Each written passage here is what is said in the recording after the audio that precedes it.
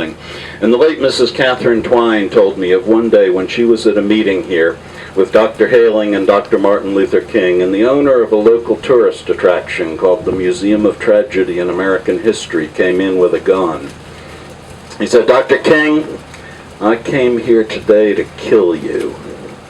He said, "But I can't do it, because when I look at you, I see that you are a God-sent man."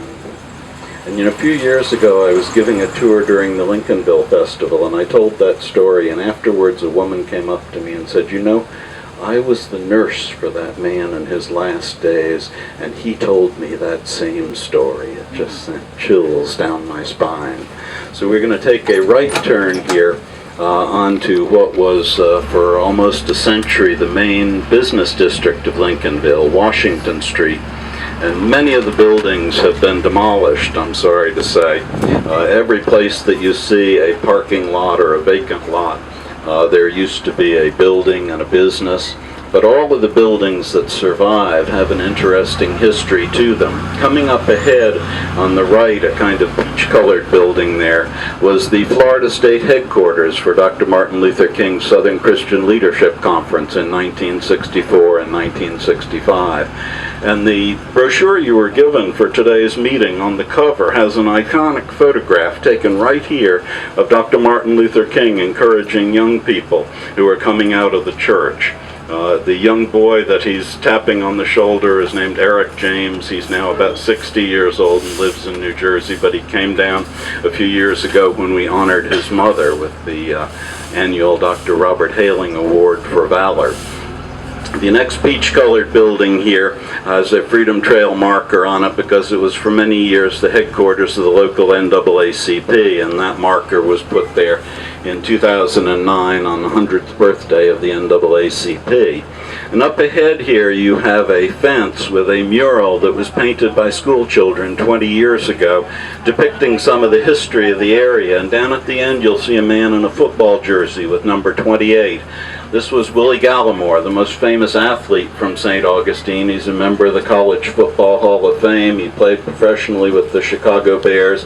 And his last visit to St. Augustine in 1964 was to take part in the civil rights demonstrations here. He was killed soon afterwards in an auto accident. The building with the blue stars here on the right was the Carver movie theater, named for Dr. George Washington Carver. And the two-story house, kind of slate gray on the left there, was the home of Frank Butler, leading black businessman here and the developer of Butler's Beach, one of the historic black beaches of Florida from the age of segregation.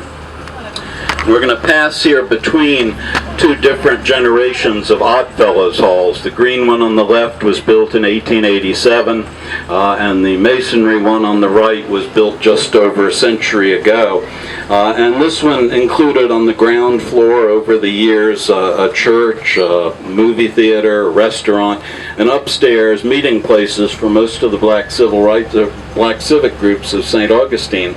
And it was part of what they called the Chitlin Circuit, where black performers would appear during the age of segregation. And people can still remember Ella Fitzgerald singing there, and Little Richard. And Ray Charles used to get in trouble sneaking off from the Florida School for the Deaf and Blind to play the piano there. And that piano is now in a local museum. We're going to stop here because we sometimes make a mistake in St. Augustine of thinking buildings have to be very civic and educational and religious buildings. We're going to turn down here and I'm going to show you what has been dubbed in the past the most endangered historic site of St. Augustine, coming up ahead here on the right. This is the old St. Benedict Catholic School.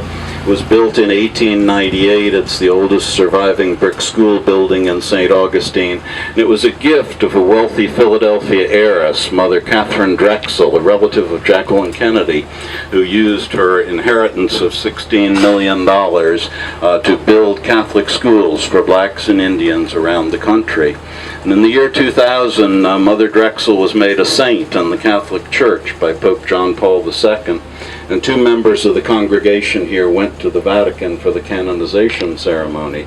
And of course there was press interest at the time, and given as I am to needling people, I encouraged the reporter to call the diocese and ask them about it. And they did, and the response was, Just because she's a saint doesn't mean we're going to fix up that building, and they have been true to their word.